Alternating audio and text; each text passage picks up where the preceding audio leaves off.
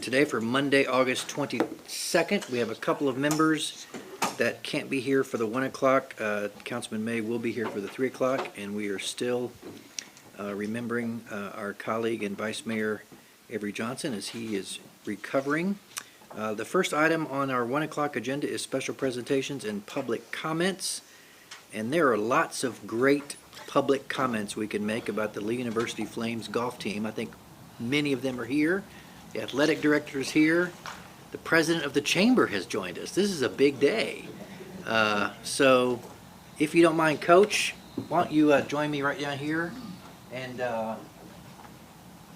Councilman Estes, you want to join us? Okay. Not sure, really.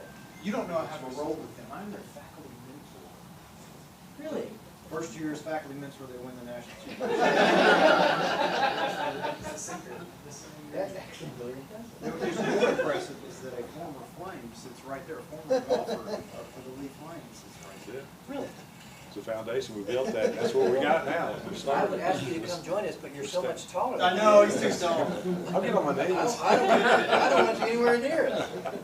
Okay, so on behalf of the city council, I am thankful that Councilman Estes and your faculty mentor of your winning season brought this to our attention. And of course, for those of us that have been following along, you know a lot of this, but just for the record, Lee University Flames golf team, whereas won the Gulf South Conference Championship April 16 of 2022, and whereas the Flames qualified for your second straight NCAA National Championship appearance with a third place finish in the Southern Regionals on May 7th, and advanced to match play for the second straight season, and whereas the Lee Flames defeated the #1 team in the country, Barry University, in the quarterfinals, eliminated Georgia Southwestern in the semifinals, and captured the title 4-1 win over #7 Oklahoma Christian in the championship match on May the 20th. And whereas the Flames produced 3 All-Americans, if you're here, please stand up: Beck Burnett, Connor Pullman, and Oliver Lewis Perkins. Congratulations, All-Americans. And whereas head coach John Muffin was named the NCAA Division II National Coach of the Year, and his Lee Flames men's golf team won the NCAA Division II National Championship. And whereas the men's golf team became the first league program ever to capture the NCAA National Team title. And whereas the Lee men's golf team had a superb student athletes and representatives for both Lee University and representing the city of Cleveland. Now therefore, Kevin Brooks, Mayor, and on behalf of the entire City Council and faculty and mentor, do hereby declare that today, Monday, August 22nd, officially as the Lee University Flames Golf Team Day across our city. And we ask all citizens of Cleveland to show their pride to this outstanding team and the City of Cleveland ambassadors that you are. Congratulations, Flames. Congratulations, Coach. Congratulations.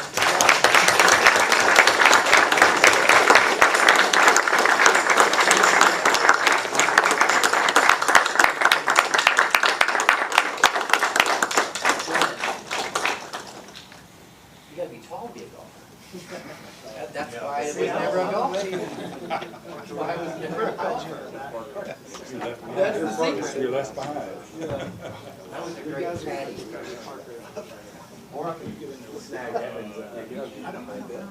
Hey, you get on this side, Bill, and I'll get on this side. All right. Here, you hold that. That's the official. Here, partner. No, you slide down here. Put everybody. Either way, you slide to the second. Come down here with me, is what you're saying. There we go. I didn't get the memo. We're on the Yeah, short- in fairness, we're on the partner, short he side. was off that. Then, Kenny, you got the wide angle?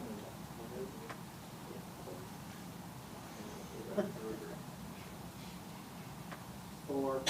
Okay, that'll work. On 3. 1, 2, 3. Thank you. All right. Congratulations, it's your day. Good seeing you then. See you too, Connor. Congratulations. Ollie, what he missed. Y'all at least, yeah. Congratulations. Where's Coach Malkin? Where'd he go? Coach is right over here. Hey, Coach, Coach, the coach is calling you. hold up just a second. This year, you got all your players back, right? That's right. So, another national championship, That's right. right? We'll see you next year. Good, okay. Let's see you. Hey, Larry, there's the athletic director. The AD. How are you, Larry?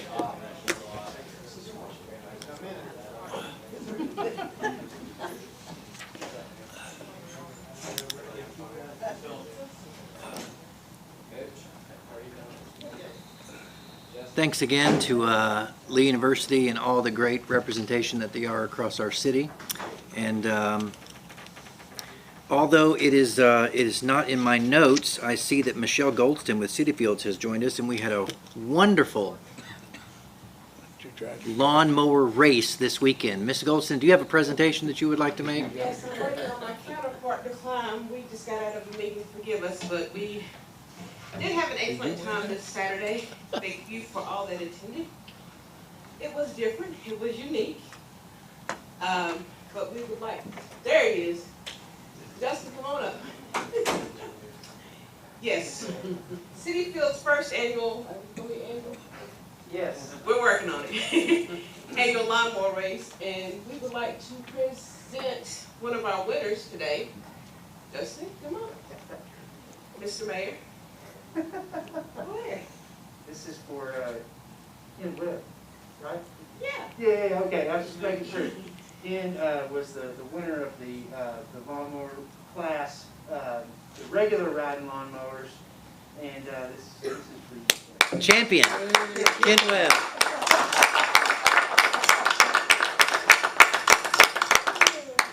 Ken won first place racing against one of our neighborhood regulars, so everyone was excited to see. Ken showed up, he had his shirt on, matching his lawnmower, his wife was there, everyone was really excited. We even have pictures, folks. We do have pictures. But he was, yeah, he had his sponsorship. We'd like to thank Snapper for sponsoring Councilman Webb. Snapper.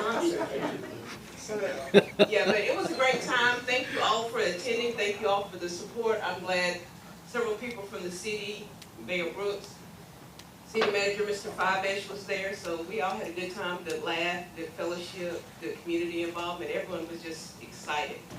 Thank The you. zero turns, I didn't know a zero turn could do a wheelie. But we got to see it. But again, thank you all, and just look forward to more things coming from City Fields. Thank you, Ms. Well, his Goldston. new name is Speedy. Speedy from Sparky. She said your new name is Speedy. Championship winner of the first place award, Councilman Webb, do you have any comments you would like to make I from the do, winner's Mayor. circle? I just want to thank Michelle and Dustin and the City Field and Blythe Field Community Association for taking the interest in the community that they do. This was a lot of fun Saturday morning, a lot of good fellowship, good food, and I think it's so important that we see this kind of activity, not just in the Blythe Field community, but the other communities that we have in the city.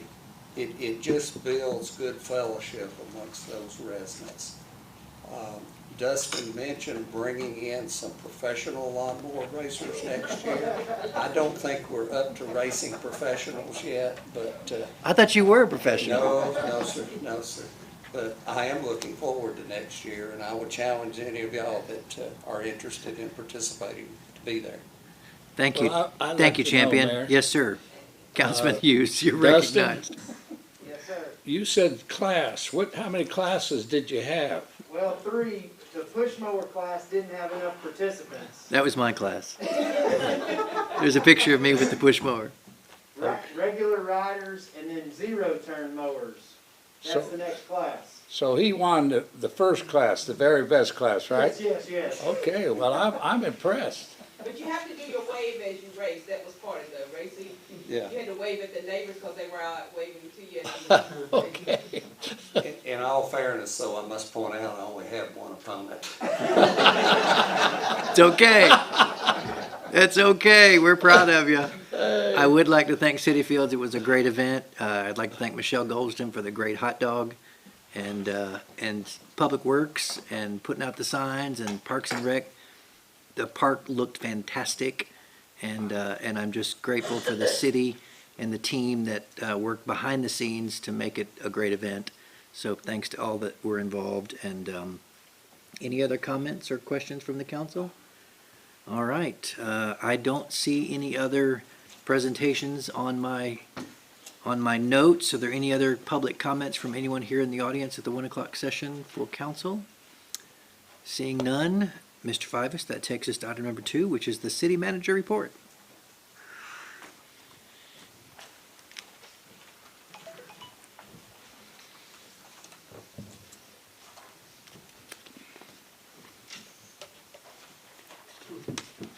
Yes, thank you, Mr. Mayor and City Council. Today we have a little time, so I kind of brought an extended report. Ken Two Mullen, really let me know quick when updates if I put a sitting minutes. that you have. It must be down there for Recall something. The Exit 27 project that TDOT is putting, which they're going to repair the intersections and the on and off ramps on 27, Exit 27.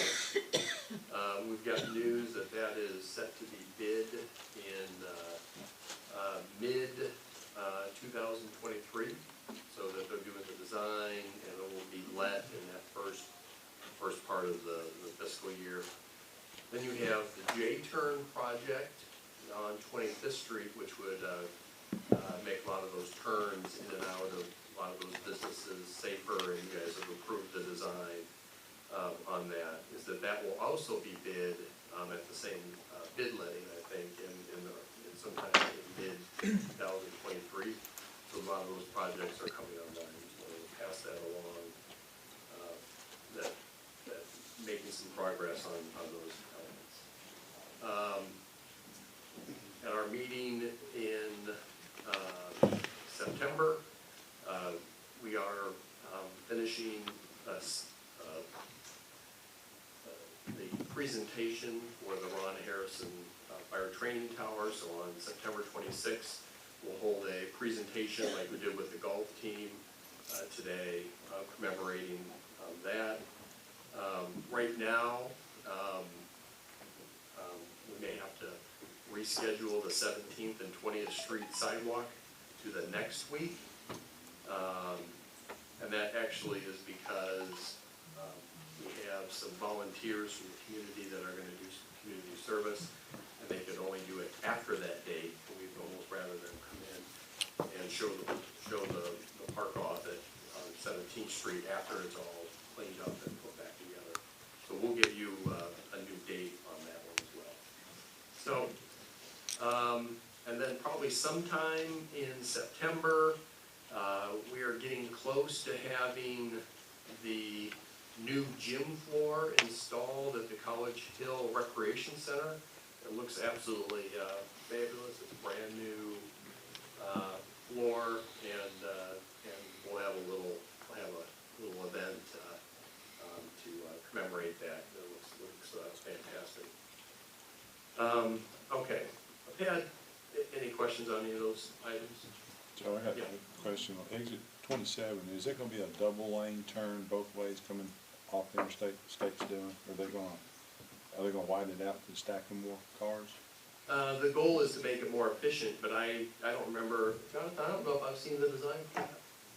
I don't think they have it totally done yet, but they are making more stacking. Stacking, so no line. In the J turn, when they come down through there, they close that road at Media, Jonathan, I guess, or Joe?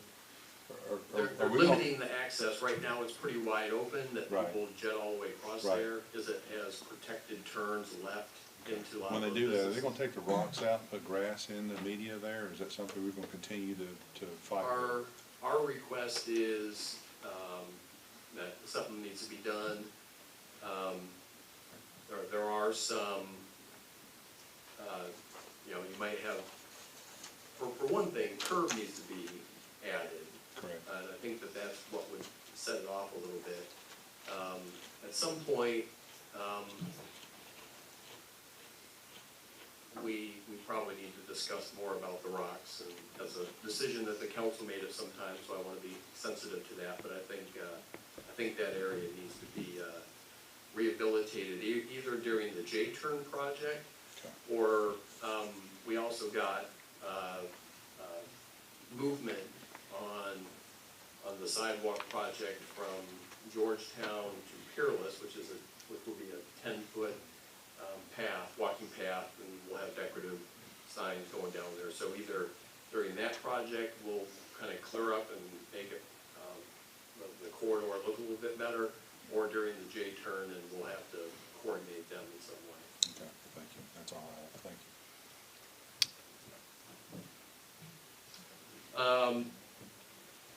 I've had several conversations with different council members over the last several months on the increase in some homeless concerns that are being expressed.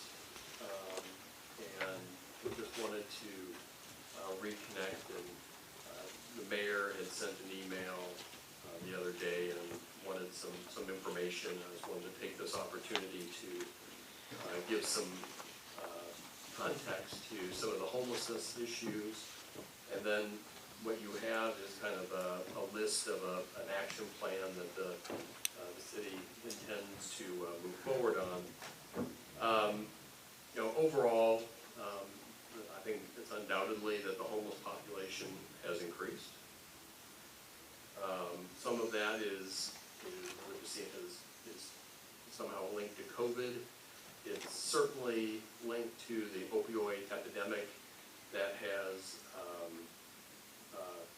hit a lot of the transportation corridors like I-75 through Ohio, out through Tennessee, where a lot of the drug traffic comes from. And you get drop-off spots, and you see the overdose texts occasionally from our EMS and police services. So that contributes to the homeless population. But overall,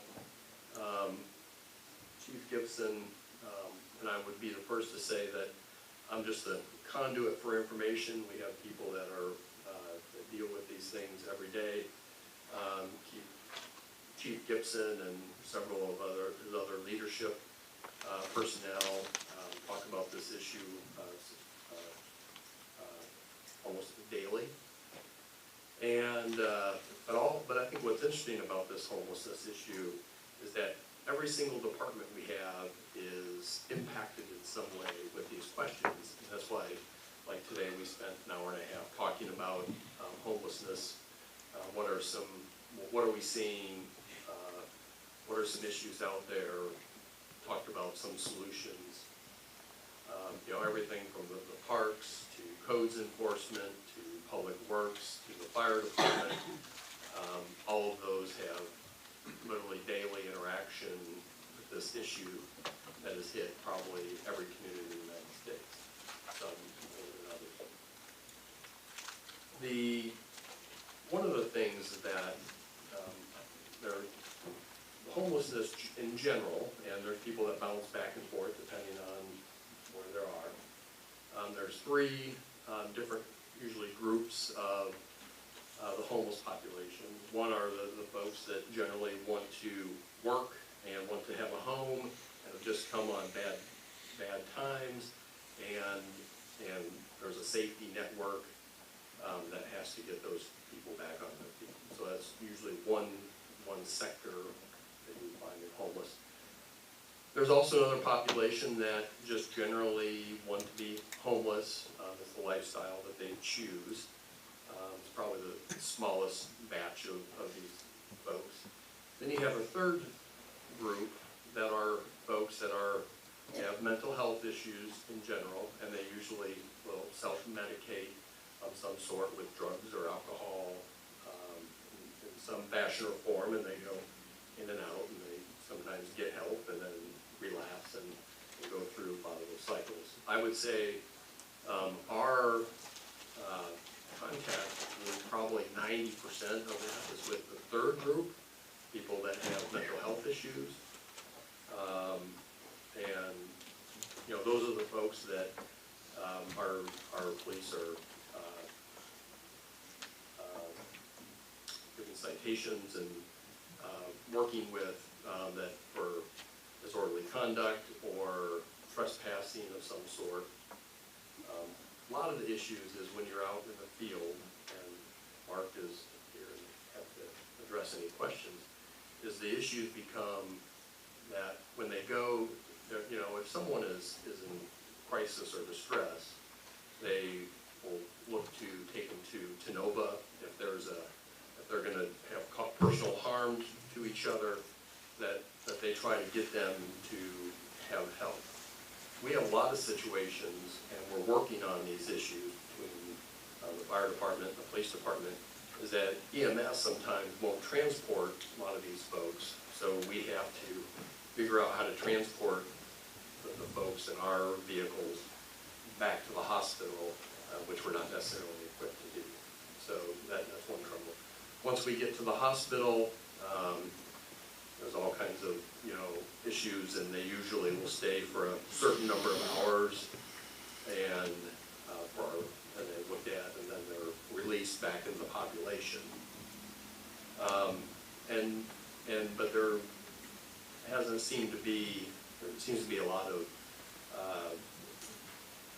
continual arrests of dropping people off at the hospital and doing that. We do take a lot of people that have committed some sort of crimes that we disorderly conduct, and that we do take them to the jail. And a lot of those folks are usually discharged, usually within hours. I think we've had some people that we've taken to the Bradley County Jail probably over 100 times. Hundreds. So you see that repetitive action is that our police force is part of this cycle, is to take people, and the system isn't working, and they get discharged and they come back on the streets. So I want to be sure to mention that in large part, just like every other part of our police department and systems are working pretty well. Is there room for improvement? We'd be the first to tell you that yes, in a very difficult context and some gray situations. There are issues that deal with panhandling and our ordinances.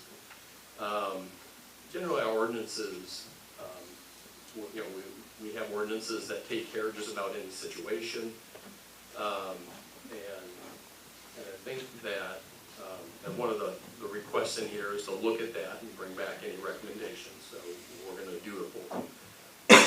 A lot of times, though, that a lot of those you're only able to have city citations, so a $50 fine to someone that is standing out there making $100 a day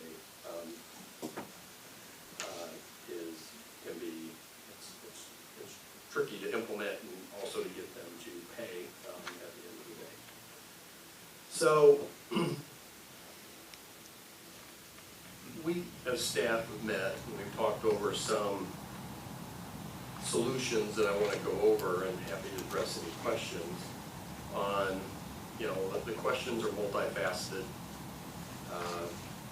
They're complex. They're actually hard topics to have real conversations on. But I think that this will give a framework to have a discussion on some of the things that we're starting to implement. You may have some suggestions and thoughts as well.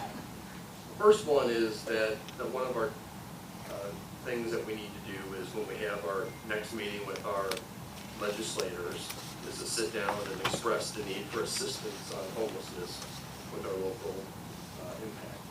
You know, under the state, they're responsible for the public health departments of the state. A lot of these issues are that the mental health system is not adequately addressing. You know, a lot of people that the police department that they work on, they should be in a mental health facility, or they should be in a drug rehab facility, trying to get better and trying to work through them. And I know that's easier said than done, but a lot of those facilities don't have any capacity, and they're left to just be out in our community. And so I think having a conversation with our legislators is very important as far as making it a priority for assistance for the counties and the cities that we can work to help find responsible health care and homes, and also to help with the public safety in general with those issues. So I think that's one topic that should be grown. The county health department, I think that they need to be brought into the loop and ask what services that they have that they can offer from a public health standpoint. We believe that we really need to go meet with Genova Hospital and the Bradley County EMS. We've done it in the past. We've had conversations, and we need to do it again to try to find what's the pathway that's going to best work for them and for us. You know, it's a private hospital, and I think there needs to be a partnership between our entities and reestablish that. You know, we need to work and talk and speak with the Bradley County jail officials on capacity issues, how, you know, what the rate that people are released, so that we understand that a little bit better. My guess is they just don't have as much capacity as what they need, and that just they get bonded out and they go. You know, for example, there was a person recently that ran into a car, stole a car, got bonded out, and it got hit one of our city police cars. They stole another, so they stole a car, hit a car, they went to jail, they were bonded out. Next day, they stole a car, got caught, went to jail, got bonded out. Then a little bit later, a few days later, they stole a ar and they got bonded out. That's pretty accurate. Yeah. Those are the issues that the police department, and that's not a homeless issue, but those are the issues that we're trying to work through as a community to make sure that people feel safe when they're walking either on the Greenway or in the downtown. I'll go through the rest of these fairly quickly. Number 5 on your list is that we need to have another census done of the homeless population. I believe that they're working on that. In my memo, I was remiss to, I mentioned it in my memo, but I didn't say it. Marsha McKenzie, who is the city's representative on the homeless coalition. We talk probably on a weekly or bi-weekly basis on these issues. Marsha's very up to speed on a lot of these issues, and we talk a lot about that. But there needs to be a census will tell us, how are they getting here? You know, we hear the rumors are they being dropped off? Are they getting a text from a friend and saying, this is the greatest place in the world because they give you 3 meals and they give you clothes and they don't bother you or whatever? You know, what are the reasons that people are coming here? And what is their plan? Is their plan to stay? Do they have the healthcare needs that they need? And it would just give you all that information, so it's a baseline. It's hard to come up with solutions when you don't even necessarily know what the problems are. Number 6, and I think this is an important one, is that we need to double our efforts on demolishing non-functional buildings. We're finding that a lot of our non-functioning buildings are being used as refuges for the homeless population. And we've talked to the building folks and Jonathan and said that we need to really expedite a lot of the buildings that need to be demolished and get that through our system. Work with the Bradley Cleveland community services, there's a plan to create 24 new housing units, which are, what they've told me is for folks that are either looking for work and have a background, pass a background check. And the council, in the last budget, you allocated $50,000 for that project. And then the Caring Place, the council, the budget allocated $50,000 to help with some of their programming. Number 9 is that the city will push forward on a live camera system. This will be a system where you would have a bank of monitors, and we would have 24-hour monitoring on our public places, our parks, potentially some of our downtown areas, the Greenway, and have direct communication with our police officers. This system will take a little bit, and we've talked about it before, but we think this is essential, and it saves us money, probably increases the safety, because you can see if there's someone that is going up to people and talking to people, and we can react to that in a real-time scenario. Number 10 is to create a homelessness hotline. If someone, they can contact someone at the city and be able to say, there's a person that is living in my back field, or bothering me, or panhandling in my business, and that will get them anonymous first-hand action that we can go and take action according to what the issue is. Basically, be able to have more of a public education role, and that we want people to be able to have, not to be frustrated that they don't know what to do, but very clearly just call this hotline, and we will work on the issues that are presented.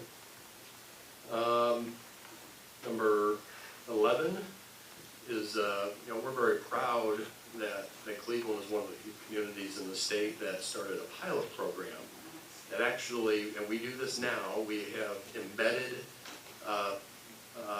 public health, mental health counselors that are working every day with our police department.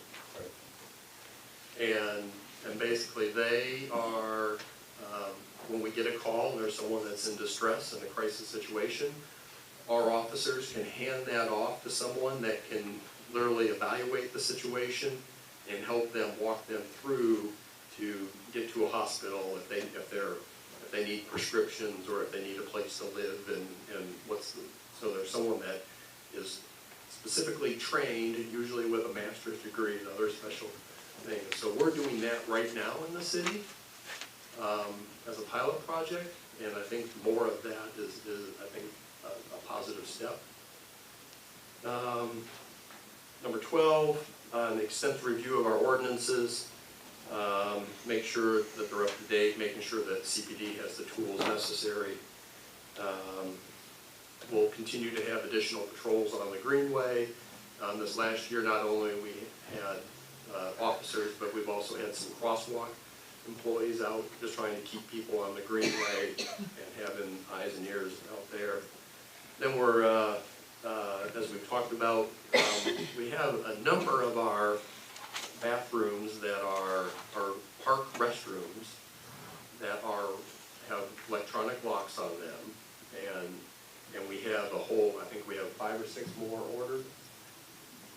And so that when that technology gets in, we'll implement that, and we'll get all of our bathrooms, restrooms, so that there's a number of issues related to those restrooms. And I think also at some point there needs to be a study or look at what are the other options for housing this population. And that's a controversial subject, but at some point we need to broach that conversation. So with that, those are kind of the things that we talked about as a staff. We talked about it this morning a little bit. Mark and his professionals, and we've had conversations on and off for the last couple of years on the topic. We're happy to address any questions. or just, if you wanna think about that, and if you have specific questions, we're happy to meet with any one individual and just really get into, Mark will tell you the real story of what's really going on behind the scenes, and if you wanna have an individual meeting to work through that, we're happy to make that happen as well. Mr. Fivis, I'll begin, and I think I speak for the whole council, that we're incredibly grateful for your responsiveness to this issue, incredibly grateful to the staff for the input, and I personally have such great respect for Chief Gibson and the police department and Chief Gaylor and the fire department, and I know the pressures that this puts on them. But you did make one statement that I just want to revisit. You said that we, the city, are having trouble in that Bradley EMS will not transport. And I just want to circle back to that. Of all the things that you just said, that troubles me the most, because our men in blue, men and women in blue, and our men and women in red, we don't have the luxury of whether or not we respond or transport. The radio calls go out, and our oath is that we will serve and protect. Is there an issue that EMS is just saying, no, we're just not going to do this?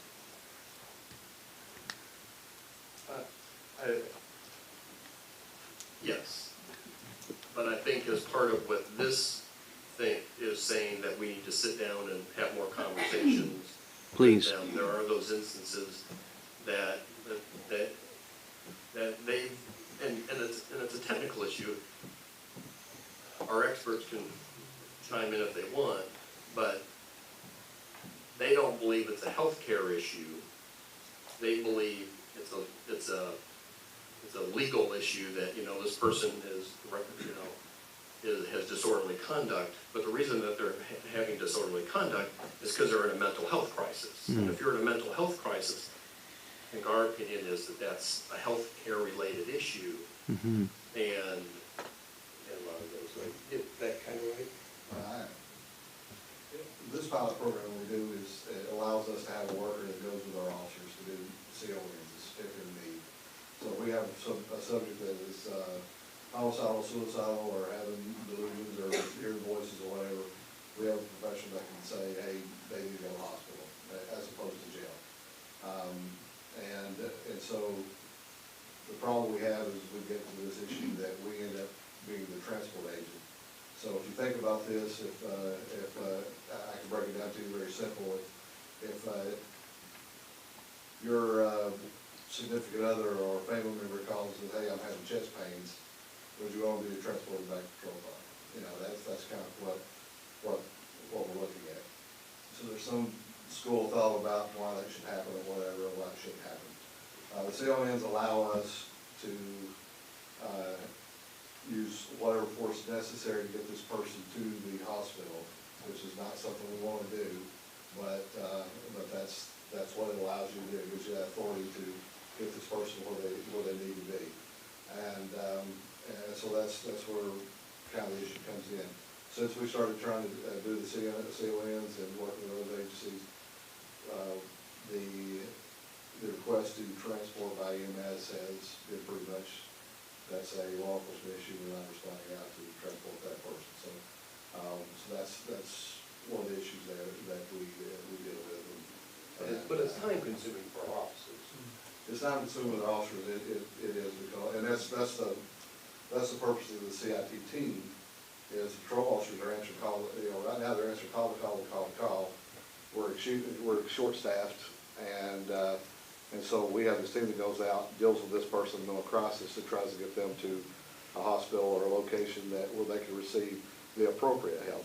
As opposed to what we did probably a year or two ago is become very creative on what we're going to charge them with and arrest them and take them to jail.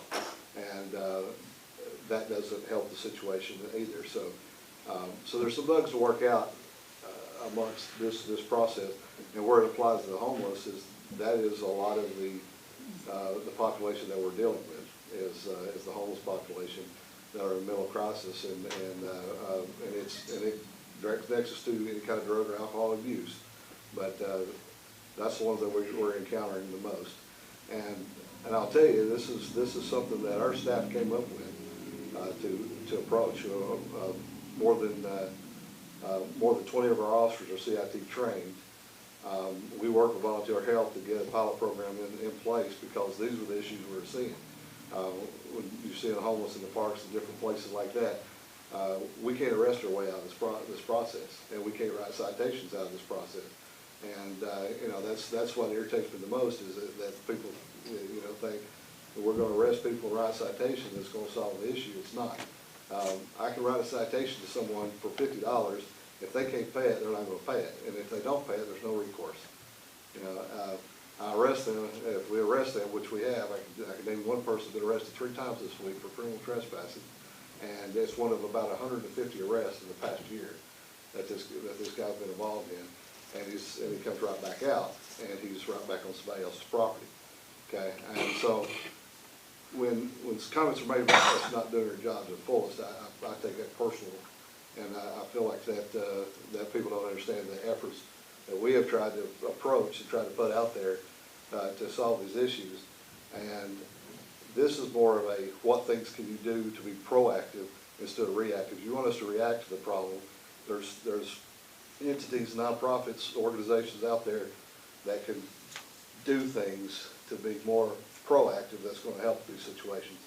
And so it's that's kind of where we're at. Let me know how many people you're going to be writing tickets to and how many people we need to arrest.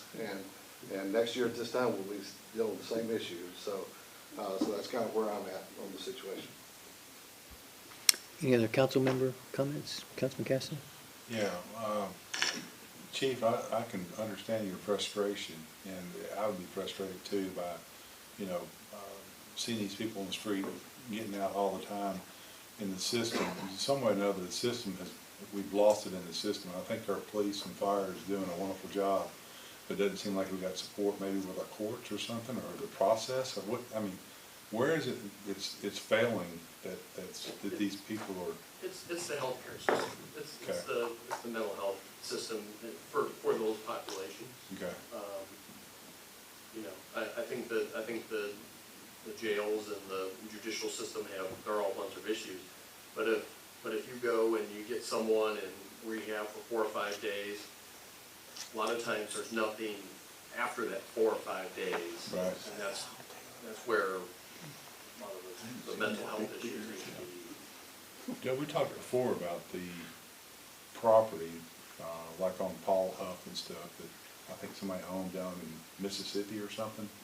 They don't even live here. Have they been contacted, or we had any good vibes with them about what's going on their property for liability issues, or? We've reached out a number of times over the last several years, and they finally gave us the ability to go and take care of one huge encampment by the Greenway, but we haven't had a conversation. Okay. We haven't done anything with it, still there? Oh, no, it's gone. It's gone. Yeah, they gave us permission to get,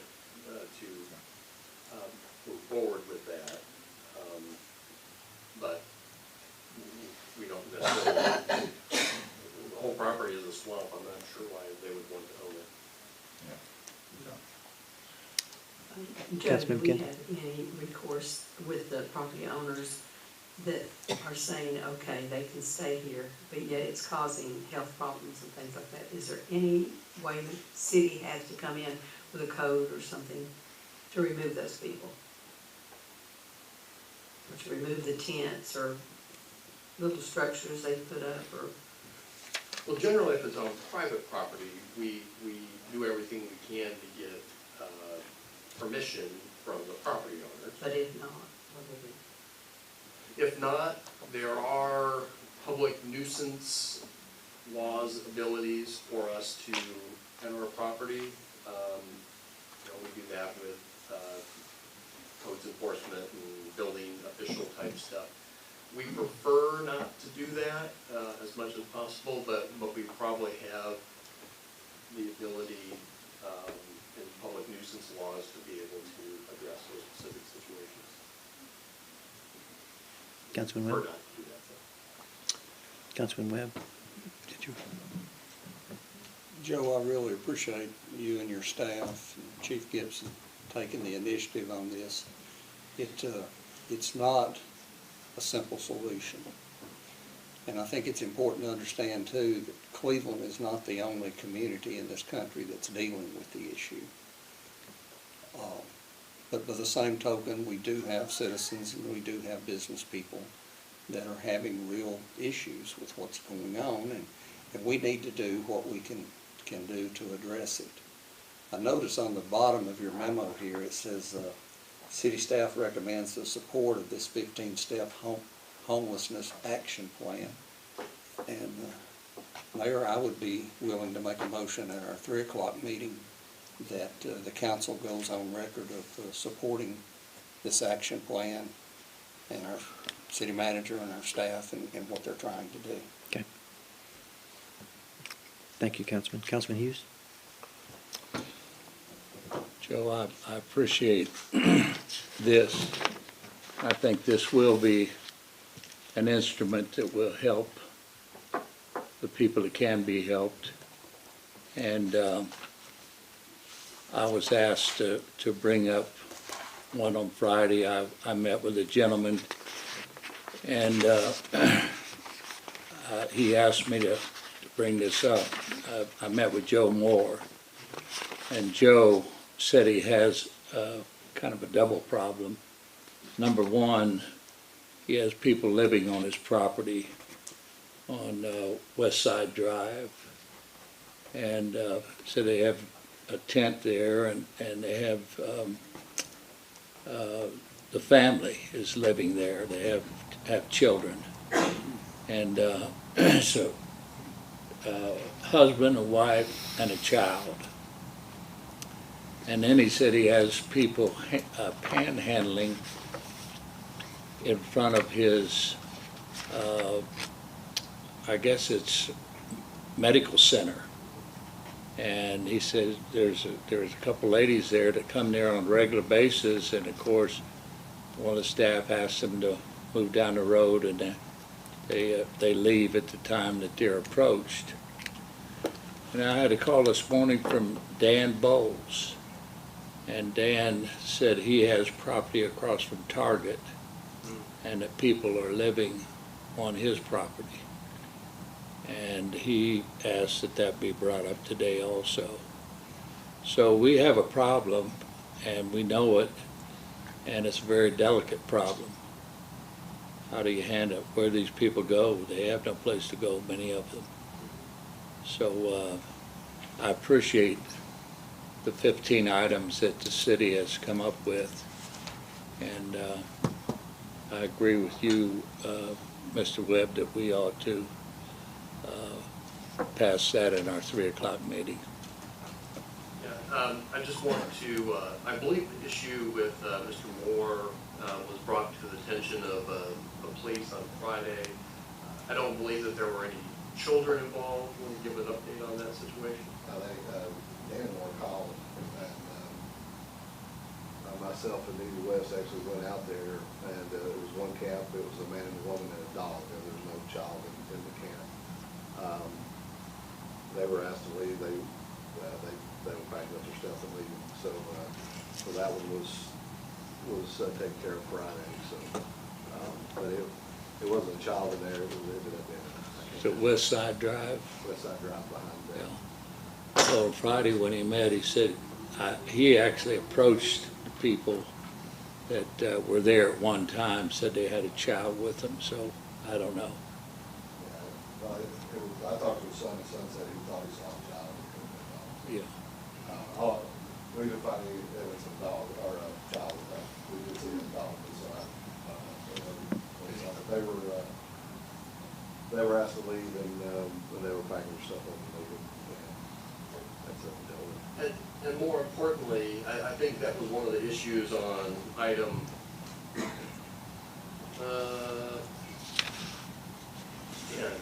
was to be able to give quick access to, if there's a someone that doesn't know the system as well as Mr. Moore, or what to do, is that they can just have some type of number that they can call and say, I feel uncomfortable with this situation, or people are panhandling and they won't go away, I've asked them to go away, is that we want to be able to get people very easily from their business to a response to take care of that.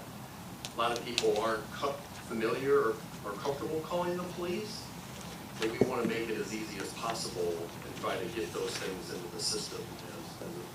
And that could be someone that's panhandling out on Key Street or whatever. Hey, there's someone panhandling, and that can go and get addressed. So I think that specific one would help business owners take care of those issues. Right. Mayor, I'd just Councilman. like to say that I want to assure the public that we're not trying to be hard on homeless people. It's a various problem. There's different aspects to it, and I appreciate the staff coming up with this. I think it's excellent. One thing that I really like is down on 15, to study options to look at additional homeless space in the future for those that are not out there causing trouble, but they find themselves homeless. And we need to address that as well. And I just want to say thank you for this and for what the police department does for Cleveland. And I've had called you a couple of different times, people that are living on someone's property and they go out and they have a move. And that is an ongoing problem. I think we're addressing it. And we've communicated with Chattanooga to see what they do, and they have they've created some other additional space, and we'll look at how other communities have been created about that. Those issues cut both ways, and it's a complex argument or discussion, Yes, thank you, members of the council. Thank you, Councilwoman McKenzie, for your service on our Housing Coalition. I know you worked very hard in addition to your other duties on that, on our behalf, so I'm very grateful. Thank you, Mr. Fivas, for that very thorough update. There's one piece, and I don't, the affordable housing piece is a whole other subsection of Correct. this conversation. At some point, we can have more conversation on it. I will say, though, and I was struck by some of the comments that Chief Gibson has had in the past, is that in the past, 10, 15 years ago, our public housing was some of our highest response areas in the community. And I think a lot of credit goes to the Cleveland Housing Authority and their leadership over there, because now I think that they have very low call rates, and I think that that's wonderful services. That's somewhat correct. That you can have public housing and it's done right, follow the rules, and make that happen. And I think that obviously they're an arm of the city, and we're proud that they do a good job on selection of tenants. That being said, would you like me to review the agenda? Please. Mr. Mayor, Council, we have several public hearings. One is to hear, the first one is to hear item A, comments on concerning a change in ownership interest in Elixir Wine and Spirits. Number B is public comments to hear comments concerning a change in ownership interest of the members for the Georgetown Wine and Spirits. Information is in your item C is a public hearing to hear public comments concerning the Stormwater Division's annual report to TDEC. D is the public hearing to hear public comments. I'm sorry, I'm going to go back to C. Jonathan, is there anything specific that we need to talk about that report? Everything going okay with the program? To hear public, on D, hear public comments concerning the plan, approval of the plan of service for 23.4 acres on Free Will Road, New Murraytown Road, and Hensley Road, incorporated county of the city. Then we have item E is a public hearing to talk about the annexation of that property. And you have F, which is to hear the actual rezoning of that property on Free Will Road. Item G is the public hearing to hear public comments to the Burn Justice Assistant Grant to be received by the Cleveland Police Department. This item is for in-car camera systems.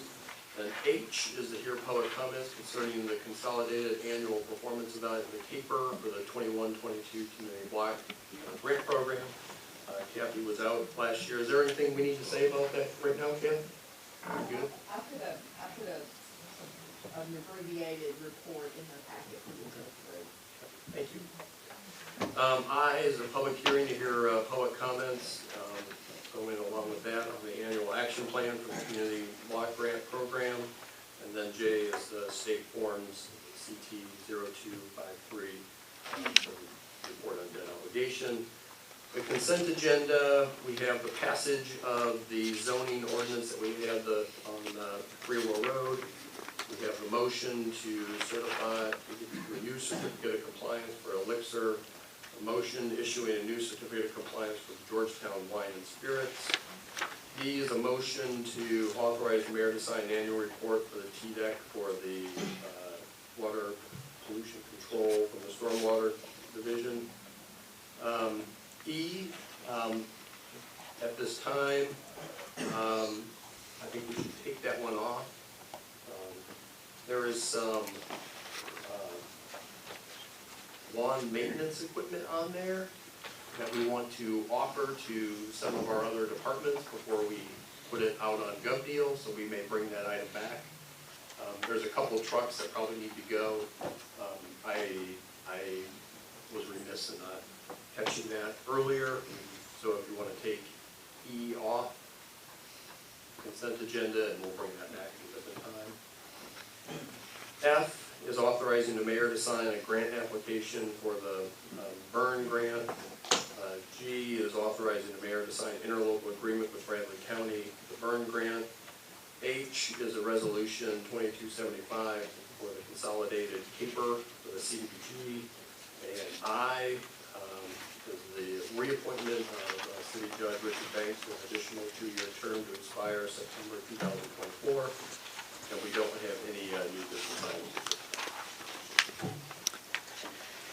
items. Thank you, Mr. Fivas. However, we did add, as per a request from Councilman Webb, that one addition for new business. Thank you for that update of the 3 o'clock agenda. It takes us to item 4, which is reports from council members. Today, we begin with Councilwoman McKenzie. Thank you, Madam. Councilman Estes. Yeah, quite a few things. Chief Gaylor, I've got the Community Shield for your men for this year. Adam Dodson, Ross Sherman, and Logan Helton. So if you take that back to Fire Hall #1, really appreciate both the fire and the police department. Yeah. Helping raise money for cystic fibrosis. I mean, it's amazing. And the community support, the town gown, it's just, we've talked about it before, I won't say any further. Thank you very much, and thank you men whenever you speak to them. Joe Thomas, Carolina Pond, I'm glad that's gonna, if you wanna talk about it, I'm really glad that's gonna go. Tommy, I don't know if you have any fencing still out there or poles. I know you moved some in, you moved some out over time, the water's up, I just grab it before they do, is what I was gonna say. I ran by the other morning, but that's good news worth announcing if you would. Yeah, let me touch base on that, and thank you for the reminder. At the last council meeting, we talked that we had bid out the U.S. Army Corps had bid out the Carolina Pond, which is the Carolina Pond Stormwater Project, which will help with flooding in that general area. The bids came in higher than what their thresholds allowed, so they had to go through a process that allowed them to accept the bid, and my understanding, they have done that, and they are looking to work with the contractor, which I can't remember off the top of my head, but they will begin and start having construction meetings probably pretty soon. So what's your best guess? Probably a month. Probably a month. We bid out Carolina, was the other one Weeks? Or was it the one by the Ralph Buckner Drive? I didn't hear that. What was the second project we bid out? The second project's gonna be, by Church of God of Prophecy, they're off, across from Chick-fil-A, that widening of the creek and storage. Was that included in this, or was it No, just that'll be Carolina? a separate Just Carolina? project, though. But they're gonna look at it also? They're in final phases of design, Okay, and then they'll bid it. okay. Thank you very much. Maybe between meetings, Joe and Patty, we could talk about greenway easements. I know Cameron emailed me over the weekend about those. Also, on my Patty and Joe list, since you guys love parks so much, I'd love for now to be thinking about Tinsley Pool rather than March.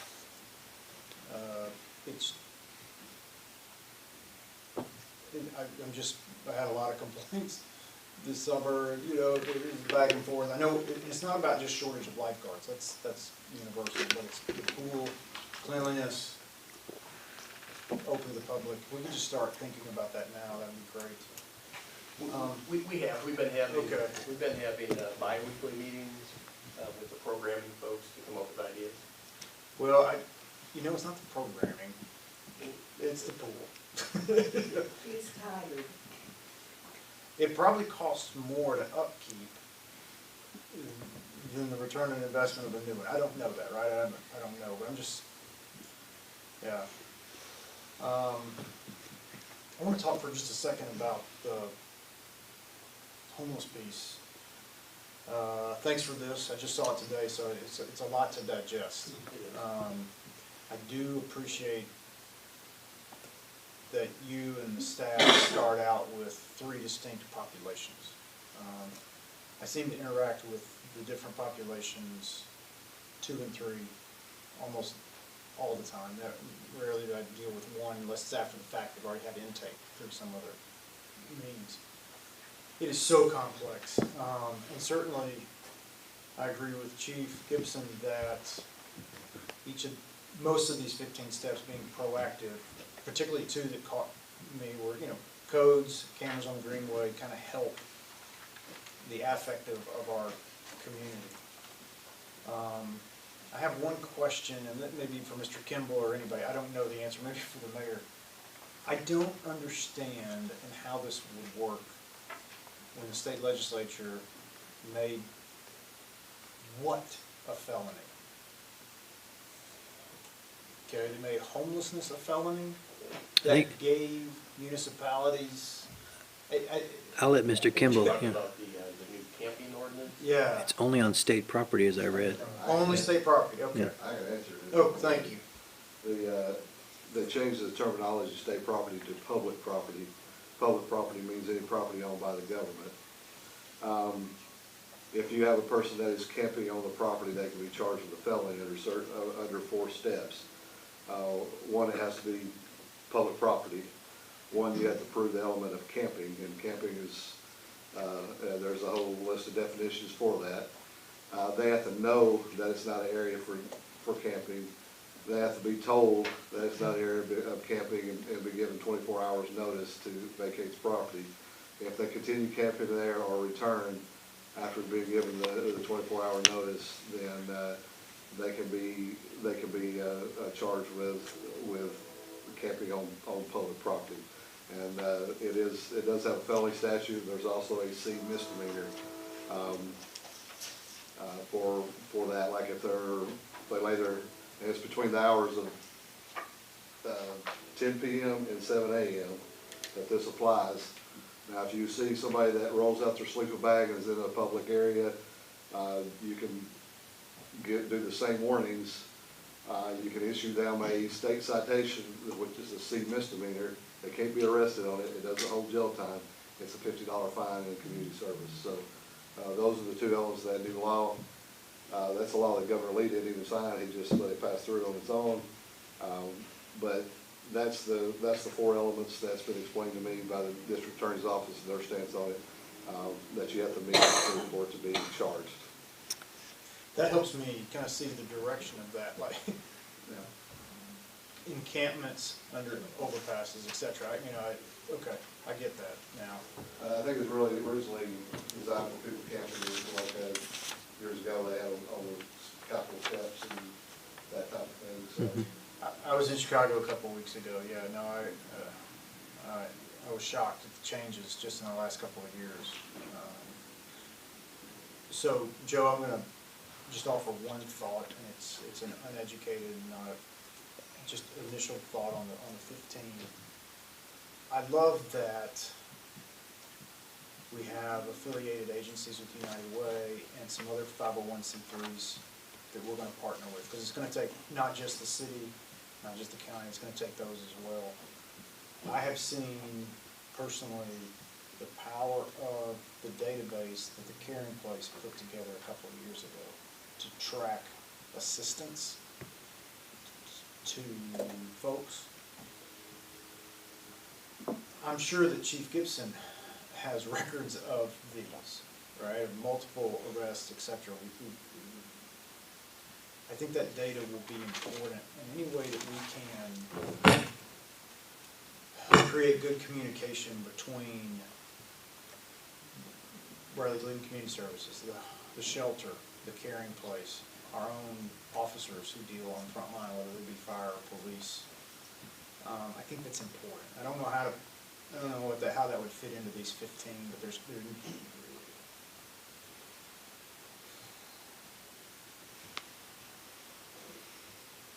again, I'm thinking long-term, 30,000 feet. Where do you go?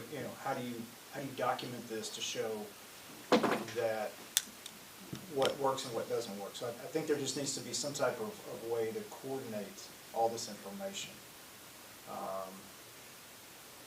And it's very different based on those three populations. I think we could all sit here with anecdotal stories of the different populations, good, bad, and in between, dealing with each of them. I don't know what that looks like. I don't know if you have a czar of homelessness, or you have some kind of, I don't know what that looks like, but there's got to be a communication system between all these entities. And that's my only thought from first blush through here. I appreciate this, and I think it's not a one-off. I think this is something that it's going to take all of us. So thanks. That's all, Mayor. Thank you. And before we go to the next councilman, Chief Gibson, just to put another point on it, following up on Councilman Estes, none of the properties mentioned today would have qualified for that new statute passed by the state, because it's all private property. The West Side Drive, the out-of-state Mississippi owner, and any other example that was mentioned today would not qualify to be charged under the new state law. It would fall under criminal trespassing. And criminal trespassing also involves a warning or advising the person that they can't be on the property, they need to leave the property, and them either refusing or returning the property once they've been banned by the property owner. So it still falls under aggravated, or the criminal trespassing, not under this new capping ordinance that they talked about previously. Thank you, Chief. Councilman Cassidy. Yes, Mayor, thanks, and I want to continue, and Joe, again, and staff, I appreciate y'all putting this together on these points for the homeless, but Chief, you made a comment about the state legislation and stuff. It's a $50 fine. Basically what we're doing right now is the same thing, correct? I mean, it's just a state thing, but we do the same things, sign a certificate to $50 for trespassing, they don't pay it. Will they pay the state? Will it be paid for the state? I mean, how was that? Under the state charge, you probably have a little more teeth as far as if they fail to pay the fine or fail to show the court. Yeah. They could probably end up being arrested and brought before a judge, but the judge lets them off all the time. So I mean, I think it's in the system somewhere. It's failing down in the system that they're being released, and it's a repetitive, over and over again. Will that continue even at the state level like that? Will the local have to handle it? I don't know. I don't think that. I don't think this law it came into effect July the 1st, and I don't know how to be tested in a court situation. I don't know what. There'll be a case that will set precedence on this, and I think that you'll see some changes, but I don't know which way that'll go. Okay. All right. I would just, and two, I would reiterate that, could we say, Joe, that if people have property and they let them, like Marcia referred to, somebody living on property, they are actually a landlord at that time? would that be the definition of a landlord? Do they have private property and let somebody stay on their property?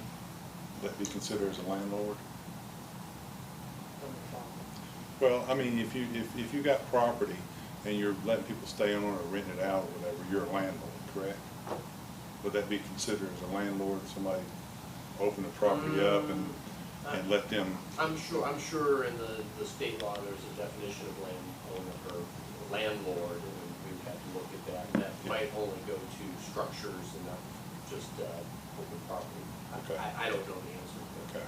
Will you look into that then? Because I think it kind of falls into that category in that part. Jonathan, I got a question on Rolling Hills. We talked about Corps Engineers some time ago about redesigning over South Rolling Hills, doing new flood maps or something. Have you heard anything about that? Because I've got a couple of residents live over there call me their flood insurance has gone up like 60%, and they just, they're on fixed incomes, and they're really having a struggle with it, hoping that some of the things we've done downriver or downstream or during that time would help redesign that, get them out of somewhere. New maps in public comment, they should be, from what people's telling us, to us by December the 7th, and then we'd have 6 months to adopt them after that. So anytime after December the 7th, we should be able to adopt those new maps. Can you make a note to give that to me or give something so I can let the residents know that there may be some cost savings for them in that area? I appreciate it. Also, too, I wanted to share with council also, if you don't mind, Joe, we spoke here just this last week about crosswalks. I had a few calls, and Joe talked about, Joe, pitch in here anytime you want to, on Willow. It affects everybody's district here, I believe. Willow, trying to cross Willow, going from Georgetown over, going to the Greenway, that light only stays green for about 15 seconds, and they really have a hard time crossing there. And then we've got 17th Street also that has a crosswalk, needs maybe looked at there also. I don't know how you do it, because we've got now sidewalks going all the way up to Deer Park. So we did on 20th Street, which helped, but these other two streets that people are feeding over from Georgetown would like to have access to the Greenway to walk or ride a bicycle. Would ask the question if there's a capability of having some type of crosswalk at Willow, which is a thing that I think needs to be done, and also 17th Street, some way to tie into that also. Joe, you want to lead into say anything about that? Yeah, and we were able to do the crosswalk at 20th Street, and that was with a grant, and we'll look for that same grant to see if we can knock off those two other streets. The issue is more than just getting across. There's all kinds of, and it's a state road, of course. Right. And I think that's important to people to recognize. Is that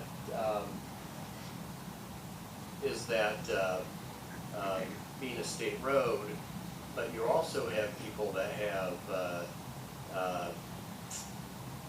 that are deaf, and they have certain sensors. You have people that have sight issues, and to bring them to full ADA compliance wouldn't be the worst thing in the world for those.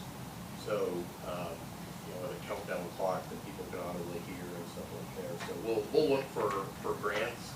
Being a state road, they have a little safety grants now and again, and we can see if we can secure one of those for one or both of those intersections. Yeah, I appreciate it. That's all I have, Mayor. Thank you, Councilman. Councilman May will be joining us at 3. Councilman Hughes. I think I'll wait till 3 o'clock. A couple of things I'd like to have on the record. Yes, sir. Councilman Webb. One item, Mayor. I had someone approach me at church yesterday and was inquiring about the striping for the lanes on Paul Huff Parkway. And I know we're getting ready to do a lot of improvements out there and repaving of that road. But they were concerned that with the work that the gas company had done and some other work that had been done out there in several places on Huff Parkway and primarily around the Mouse Creek intersection, that the striping was very difficult to see now. I did ride down through there yesterday, and there are some areas where it is very, very worn, and I suspect maybe during rainy weather that it is difficult to see. And I didn't know if that was something we could take a look at, and I know that'll be covered up soon. I don't know exactly what the schedule is, but they were concerned about it. That's the only thing I have there. Thank you, Councilman. And Vice Mayor Johnson is not with us today. That completes our reports of council members. Takes us to announcements, which you don't have any for the 1 o'clock, which means we are adjourned until 3 unless Mr. Fivas has